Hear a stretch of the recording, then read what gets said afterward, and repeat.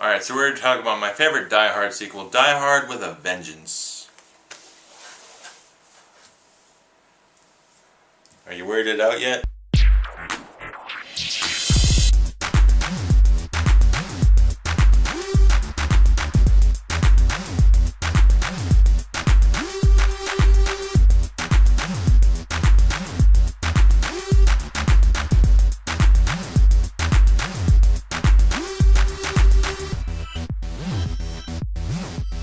Die Hard with a Vengeance stars Bruce Willis, Samuel L. motherfucking Jackson, and Jeremy Irons. And it's directed by John McTiernan. The story is Bruce Willis has to play a deadly game of Simon Says, and Samuel L. Jackson gets involved. I've had it with motherfucking Simon in motherfucking New York.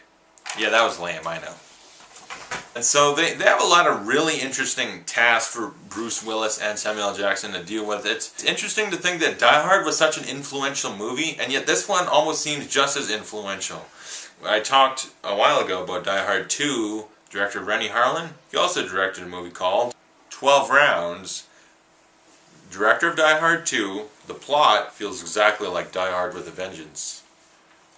We have a conspiracy, boys. But yeah, you know that story, the villain that's just gonna make the hero go through hell, just so many tasks to deal with, just trying to wear him out, just to torture him. That whole kind of story, it's been done, like, since. It's kind of it's about as done as Die Hard. But this movie feels a little bit more like a good sequel than Die Hard 2. I mean, the movie is better, but when you would think of a sequel now to an action movie, the plot for this one feels more likely than the thing they used to do back in the day at the Die Hard 2 thing. With the Die Hard 2 thing, you ended up with things like Speed 2 Cruise Control. Ooh, Jesus. Give me a puke bucket. But Bruce Willis, as always, is very good as John McClane. You got Samuel L. Jackson coming in, and oh my god, this is before he was famous. I think this is right after Pulp Fiction, and Jurassic Park also. He had just done Jurassic Park and Pulp Fiction. He was just a famous guy. And then we get him in this. He's awesome in this movie. Samuel L. Jackson is a force, okay? He's an acting force. And Jeremy Irons as Simon. I'm not going to talk too much about his character. He has a good reason for wanting vengeance, but oh my god, he's good. He's like right up there with Hans Gruber. For a good reason. He's got a very captivating performance considering for the first half of the movie, it's literally just his voice on a phone. But you just hear his voice and just all these challenges. Simon Says, get to the payphone on Wall Street or I'll blow you up. He doesn't say it like that. That was poor. But it's kind of, how dare you. It's just his voice, but you're captivated. Like, this guy's actually a good villain considering. And then when he finally shows up and he's walking around and all, he's cool. He's a cool villain. He kind of feels like a mix, like the sort of charisma of Hans Gruber with the kind of physicality, I guess, of the guy from number 2. And he's a really good villain. And also a very good aspect of this movie, while John McClane's not alone, he's got his sidekick. He's also working with the police a lot. The police are really good. Okay, like in the first movie, you had very incompetent police. The police in the first movie, it was a satire. You had like SWAT guys running, bumped into the thorn bushes, like, ouch! So you have stuff like that in the first one, and then this one, they're all competent. They're all good at their job. They're all very heroic. They all have good characters. They don't show up all the time, but they're very good characters. I really like the cops in this. It almost made me want like a TV show, like, you know, a Law and Order CSI, but with John McClane. Die Hard, the series, and it's just John McClane and all the other people just running around getting in adventures. God, wouldn't that be terrible?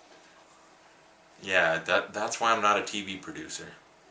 But this movie, for the most part, the writing, it's very good writing, the direction. John McTiernan, again, just, he can direct action good. This guy's awesome, and I really like where the story goes most of the movie. It kind of, at the end, it gets a little kind of like it feels out of place. The very end feels out of place. But I looked on the Blu-ray, and it had an alternate ending that also felt out of place. So, you know, they just didn't know how to end this movie exactly right. But it's still, up until that point, it's awesome. The movie literally jumps right into the action, and boom, you're off. And it's a non-stop thrill ride. That's like a quote you would get on the Blu-ray cover, wouldn't you? Yeah. But it is. While the first one was kind of a slow build, and even the second one, this one just gets in the action, off, and you're on your adventure. It was awesome. I really enjoy this movie. It's like just, even on the base, not just on the fact that it's a Die Hard sequel, as an action movie by itself, it's awesome. This is a fantastic movie. I love it. It's really close, in my opinion, to Die Hard levels. I'd give Die Hard with a Vengeance an A-. And so after this movie, we wait 12 years to get Live Free or Die Hard. Not really worth the wait, I gotta admit. But yeah. So if you like this review, like and subscribe, comment below. And thanks for watching. I'll see you guys later.